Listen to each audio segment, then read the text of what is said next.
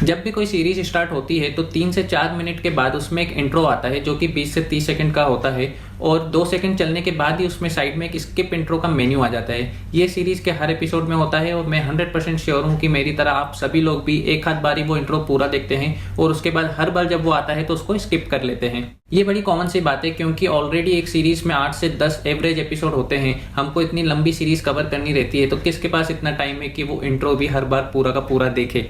मैंने आज तक बहुत सारी सीरीज देखी हैं और गेम ऑफ थ्रोन्स ही एक ऐसी सीरीज है जिसका मैं इंट्रो कभी कभार बीच में पूरा देख लेता था, वो भी इसलिए क्योंकि उसका इंट्रो बदलता रहता था। उसमें कहानी के हिसाब से मैप्स थे जो कि कहानी जैसे जैसे टर्न होती थी तो वो मैप्स भी अलग अलग जगह के दिखाते थे, तो मुझे समझने के लिए वो इंट्रो देखना पड़ता था। लेकिन ये कभी कभी ही होता था, पूरे 8 सीजन में मैंने कुछ ही एपिसोड्स में पूरे इंट्रोस देखे हैं। लेकिन आज जो मैंने सीरीज देखी है जिसका नाम है बंदिश बैंडिट्स, उसके हर एपिसोड का इंट्रो मैंने पूरा देखा है। जी नहीं, उसके हर एपिसोड में इंट्रो बदलता नहीं है, सेम इंट्रो है पूरे एपिसोड्स में और मैंने पूरे एपिसोड्स के पूरे इंट्रो फुल देखे हैं, एक भी इंट्रो स्किप नहीं हुआ है। तो आखिर ऐसी क्या बात है इस इंट्रो में या यूं कहें इस सीरीज में, इसके लिए मेरे साथ इस वीडियो के लास्ट तक जुड़े रहे। और आज मैं एक स्पेशल रिक्वेस्ट आप सभी से करूंगा कि अगर आप एक ट्रू मूवी लवर, एक ट्रू म्यूजिक लवर हैं तो ये वीडियो जरूर देखिए, क्योंकि ऐसी सीरीज लाइफ टाइम में सिर्फ एक बार ही आती है। तो क्यों आपको ये सीरीज देखनी चाहिए, इसके लिए मेरे साथ जुड़े रहें। लेकिन उससे पहले अगर आप पहली बार मेरे चैनल पर आए हैं तो मेरे चैनल को सब्सक्राइब जरूर कर लें।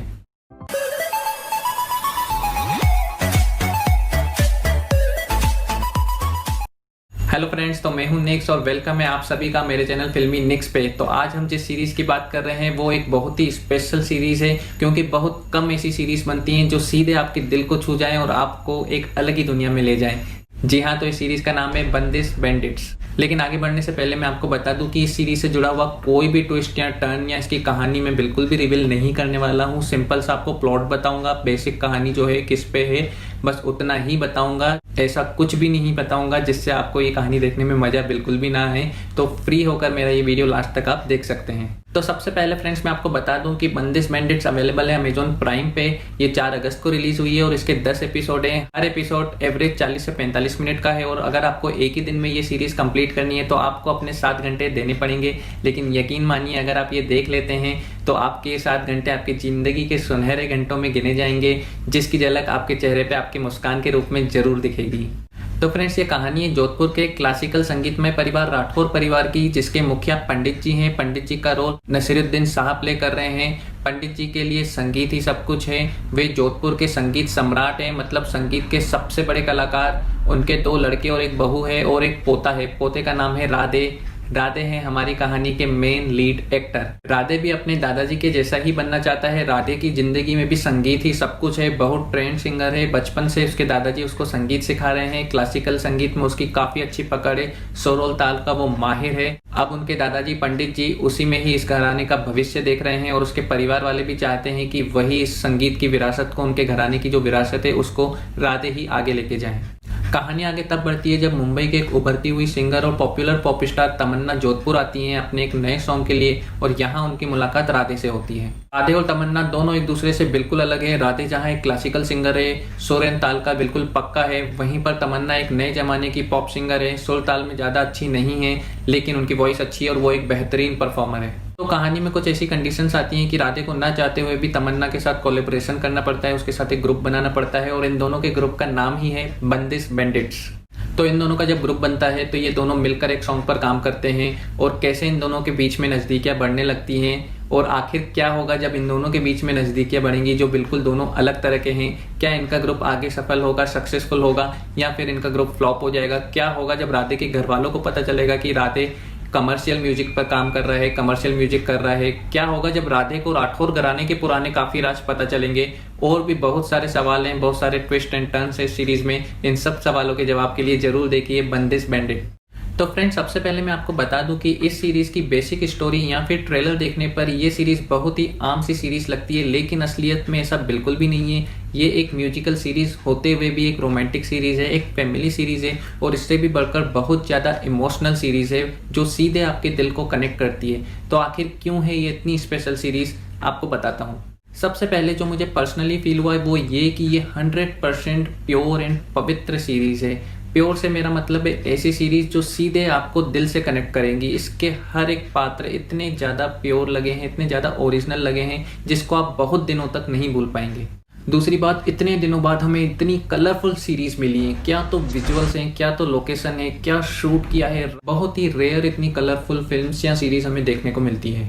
और जिस तरह से इसमें जोधपुर को दिखाया गया है वो तो काबिले तारीफ है। मैं जोधपुर जा चुका हूँ, जोधपुर घूम चुका हूँ, लेकिन जिस तरह से इस सीरीज में जोधपुर को दिखाया गया है, ओ हो, ऐसा लग रहा है कि फिर से मैं जोधपुर जाऊँ और इस शहर को एक बार फिर से जी लूँ।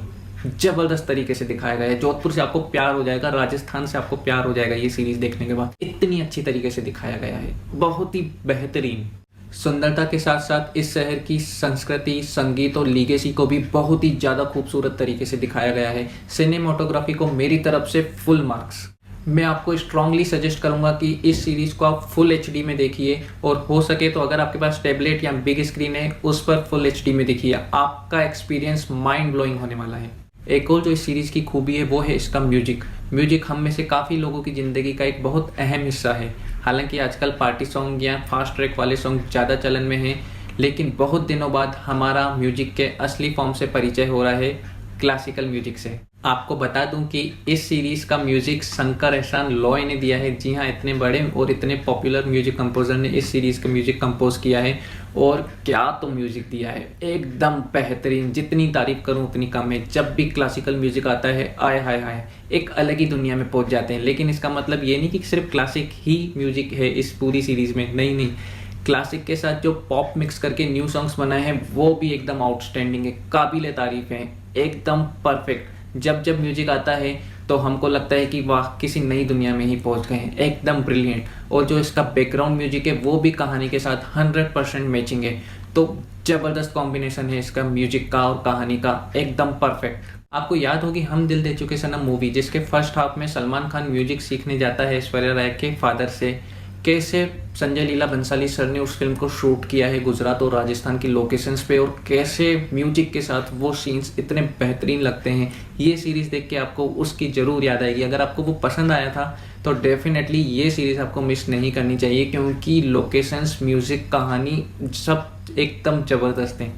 तो जो मैंने आपको एकदम स्टार्टिंग में बताया था कि मैंने इसके 10 एपिसोड के 10 इंट्रो देखे हैं, वो इसीलिए देखे हैं क्योंकि इसका जो इंट्रो है, इतनी शानदार लोकेशन और इतनी ज़्यादा अच्छी म्यूजिक के साथ इसका इंट्रो बनाया गया है कि वो 20-30 सेकंड में तो मैं अपने आप को रोक ही नहीं पा रहा था। मैं एकदम अलग दुनिया में चले जा रहा था, और जब वो मेरे सामने आ रहा था तब तक मैं इस काबिल नहीं था कि मैं उसको स्किप कर सकूँ। मैं बस खो जाना चाह रहा था उस दुनिया में।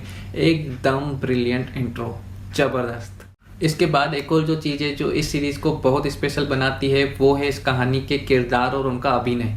एक एक किरदार क्या लिखा गया है और उनकी एक्टिंग क्या की गई है, बहुत ही ज़्यादा उम्दा। नसरुद्दीन शाह, अतुल कुलकर्णी और कुणाल रॉय कपूर, सब ने या बाकी जितने भी हैं सभी ने एक से बढ़कर एक एक्टिंग की है। जब जो कैरेक्टर आता है स्क्रीन पे आपको जोड़ लेता है अपने आप से। सभी किरदार एकदम परफेक्ट हैं, और जो कास्टिंग की गई है वो भी एकदम परफेक्ट है। सभी एक्टर्स ने, सभी एक्ट्रेस ने अपने किरदारों को जिया है, ऐसा लगता है इस सीरीज़ में। और जो हमारे लीड एक्टर है राधे, उनका किरदार, उनकी एक्टिंग, कहाँ से लाए हो भाई इस लड़के को, कहाँ से लाए हो। इनका नाम है ऋत्विक भौमिक, और क्या तो एक्टिंग की है इन्होंने, एकदम ज़बरदस्त। हर एक इमोशंस, हर एक उनका जो कैरेक्टर का जो एक फेज आता है, चाहे वो एक फैमिली लड़का हो, एक सीधा साधा लड़का हो, एक लविंग लड़का हो, एक कॉन्फिडेंट लड़का हो, एक कॉम्पिटिटर हो, हर एक फेस जो उनके कैरेक्टर का है उस फेस को इतनी शिद्दत से इन्होंने निभाया है कि 1% भी आपको कहीं पे भी नहीं लगता कि कोई एक्टिंग कर रहा है। जी लिया है राधे के किरदार को ऋत्विक भौमिक ने। इनके साथ हैं जो श्रेया चौधरी, जिन्होंने तमन्ना का किरदार निभाया है, वो भी अपने किरदार में बहुत खूबसूरत लगी हैं, और उनकी एक्टिंग भी काबिले तारीफ है।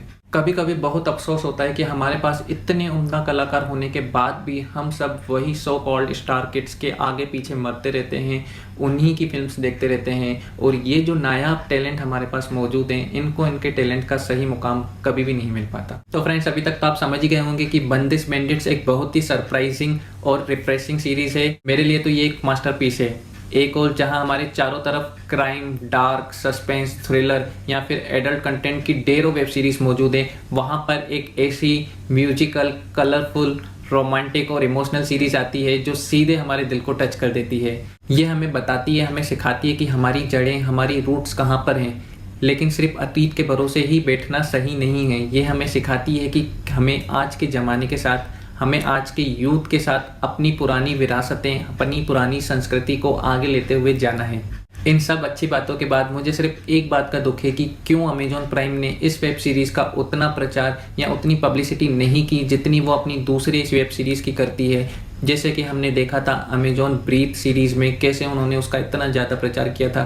क्या उसमें अभिषेक बच्चन स्टार थे इसलिए? कैसे मिर्ज़ापुर या फिर द फॉरगॉटन आर्मी की पब्लिसिटी की गई थी, हर टीवी में एड आता था, यूट्यूब के मोस्ट ऑफ वीडियो में एड आता था, इतनी ज़्यादा पब्लिसिटी किया था।